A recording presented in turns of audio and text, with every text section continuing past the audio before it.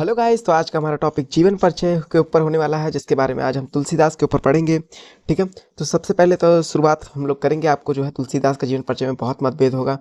Class के जो है टीचर्स आपको बताए होंगे, लेकिन आपको नहीं समझ में आया होगा। किताब में है लेकिन आप तब भी कंफ्यूज होते होंगे।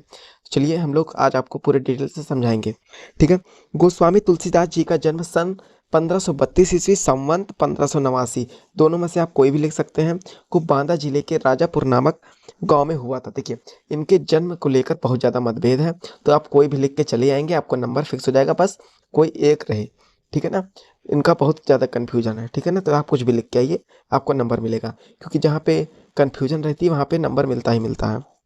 ठीक है, इनके पिता का नाम आत्माराम दुबे था तथा माता का नाम हुलसी था। तो ये कुछ पॉइंट्स मेन है, जैसे इनका जन्म 1532 ईस्वी में, ठीक है, क्या कहते हैं, बांदा जिले के राजापुर जो गांव है वहां पर हुआ था। इनके पिता का नाम आत्माराम, माता का नाम हुलसी। ये मेन जैसे किरदार है, इनको आप लोग रट्टा मारे रहिएगा, याद करे रहिएगा। ठीक है, और जब भी आप लोग पेपर में ना ये जीवन परिचय लिखिएगा, तो सबसे पहले आपको यहाँ पे ऐसे एक बॉक्स बना देना है। ऊपर लिखना है संक्षिप्त परिचय, उसके बाद जन्म लिख देना है, फिर माता का नाम, पिता का नाम, फिर मृत्यु। इस तरह से करके एक बॉक्स में लिख देंगे। उसके बाद आपको ये कहानी लिखनी है। ठीक है, क्योंकि जो एग्जामिनर होगा वो इसको देखेगा सिर्फ, और नंबर देके आपको चला जाएगा। से जान सकते हैं। अब कुछ लोग इनका जन्म, देखिए फिर से इनका जन्म आ गया। जन्म स्थान एटा जिले के सोरो नामक जो है स्थान को मानते हैं। देख लीजिए, एक ही आदमी का 10-10 बार यहाँ पर जन्म हो रहा है। ठीक है ना, 2 बार जन्म करवा रहे हैं, ऐसा थोड़ी संभव है। ठीक है ना, एटा स्थान पर जन्म करा दिया। ठीक है, इनके बचपन का नाम राम बोला था। ठीक है, अब यहाँ पे आप लोग और भी, जैसे अगर आपको थोड़ा बड़ा करना हो, आप सोच रहे हैं 1-2 पन्ना मैं बढ़िया से लिखूँ, आपके पास टाइम है, तो आप लोग यहाँ पे जानते क्या लिख सकते हैं कि जब ये पैदा हुए थे तो इनके मुंह से सबसे पहला वर्ड जो था वो राम था, तो इनका जो नाम है वो राम बोला पड़ गया, क्योंकि जैसे ही इन्होंने बोला तो वो राम का नाम निकला इनके मुंह से। तो इनको सब लोग कहने लगा, किसने राम बोला, तो इनका नाम राम बोला ही पड़ गया। ठीक है, इस तरह से आप समझ सकते हैं, एक तरह से ट्रिक है। ठीक है, इनके माता पिता ने इनको त्याग कर दिया। त्याग क्यों कर दिया?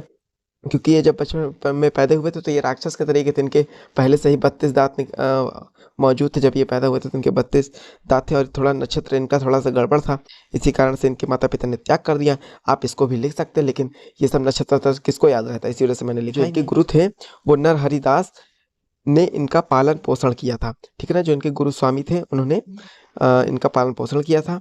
कहा जाता है कि इनके जन्म के समय ही 32 दांत मौजूद थे। ठीक है, आप इसको लिख लीजिएगा, 32 दांत मौजूद थे। इनका विवाह रत्नावली के साथ हुआ था। ठीक है, ये अपनी पत्नी से बहुत प्रेम करते थे। इनका विवाह जो था वो रत्नावली से हुआ था। अब ये मेन किरदार हो गई इनकी पत्नी, इसको भी आप लोग रट्टा मान लीजिए। ठीक है, ये उनसे बहुत प्रेम करते थे। इन सब में तो आप लोग माहिर रही हैं, प्रेम में तो आप लोग जान ही रहे हैं। ठीक है, इनसे बहुत ज़्यादा प्रेम करते थे। ये सब आप लिख सकते हैं। अब यहाँ पे मैं आपको कहानी बना दूँ, इस पर आप कहानी लिख सकते हैं कि क्या हुआ था कि ये जो है अपने बीवी से बहुत ज़्यादा प्रेम करते थे। तो हुआ क्या कि एक दिन इनकी जो बीवी थी ना, वो बिना बताए मायके चली गई। और जब ये वहाँ पे मायके पे चली गई, आप लोग इमेजिन करते रहिए, दिमाग में सोचते रहिए कैसे कैसे हुआ। चली गई, और रात का समय था, बहुत तेज आंधी तूफान आया था। ठीक है, एकदम सौ सौ चल रहा था। ठीक है, पेड़ वेड़ एकदम हिले जा रहा।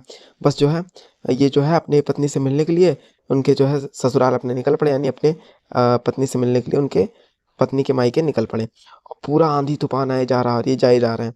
ठीक है, अचानक से पेड़ इधर उधर गिर रहा है, ये जाए जा रहे हैं। वहाँ पे पहुँचे, फिर वहाँ पे जो है जैसे ही अपनी पत्नी से मिला तो उसकी पत्नी गुस्सा हो गई। ठीक है ना, उसकी सॉरी थोड़ा सा इज्जत दे देते हैं, तुलसीदास जी की पत्नी जो है वो गुस्सा हो गई, और उन्होंने जो है डांट दिया उनको कि आप जो है ऐसे नहीं रह सकते हैं, इतना आपके आग लगी हुई है, आप यहाँ पे आ गए। ठीक है, ऐसा ऐसा मतलब समझ लीजिए। लेकिन पत्नी के डांट के कारण इनके मन में वैराग्य उत्पन्न हो गया। मतलब कि वही डांट वो सुने और उसके बाद वो वैराग्य बन गए, यानी कि साधु संत में चले गए। कहें कि आप ये मोह माया हम त्याग देंगे, इन सबसे निकल जाएंगे। सिर्फ आपको कहानी अपने हिसाब से बना के लिख सकते हैं, या जो मैंने लिखा उसको भी आप लोग लिख सकते हैं। ठीक है, वैराग्य उत्पन्न हो गया और ये काशी चले गए, और ये वैराग्य होकर काशी चले गए। काशी के शेष सनातन नामक विद्वान, एक शेष सनातक नामक जो है विद्वान थे, उनसे जो है वेद पुराण आदि का ज्ञान प्राप्त किया। ठीक है, फिर उसके बाद इनकी मृत्यु सन 1583 ईस्वी के लगभग हो गई। ठीक है, इतना आप लोग लिख देंगे, आपका जो है अच्छा नंबर फिक्स हो जाएगा। और ये संक्षिप्त परिचय वाला बॉक्स बनाना मत भूलिएगा, आपको और अच्छा नंबर मिलेगा। इनकी रचनाएं हैं रामचरितमानस, गीतावली, दोहावली, कवितावली और विनय पत्रिका। इन सभी को आप लोग आराम से कर लीजिए, तो आपको अच्छा नंबर एकदम से मिल जाएगा। ठीक है, और ना समझ में आया हो तो एक बार फिर से आप लोग देख लीजिए। चलिए मिलते हैं नेक्स्ट वीडियो में। जय हिंद, जय भारत।